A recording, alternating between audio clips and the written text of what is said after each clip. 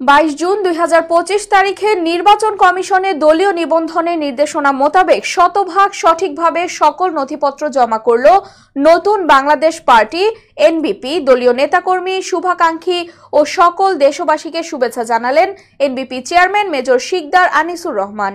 23টি জেলায় অনুরূপ ভাবে আমরা কমিটি করেছি, 23টি জেলায় আমরা অফিস দিয়েছি, অফিসের ডিড ডকুমেন্ট করেছি, সেই ডিড ডকুমেন্টের কপি, অফিসের কপি, কমিটির কপি সহ এখানে সাবমিট করেছি।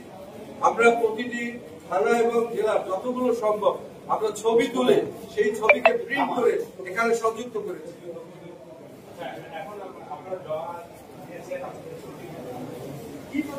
আমরা প্রতীক চেয়েছি, আপনারা ব্যানারে দেখতে পাচ্ছেন যে প্রজাপতি প্রতীক চেয়েছি এবং দলের নাম চেয়েছি নতুন বাংলাদেশ পার্টি এবং আমাদের পতাকা চেয়েছি। আপনারা ডান পাশে দেখতে পাচ্ছেন একটি ত্রিভুজ এবং এর ভিতরে আমাদের দলের নাম। কচুয়া উপজেলার ঐতিহ্যবাহী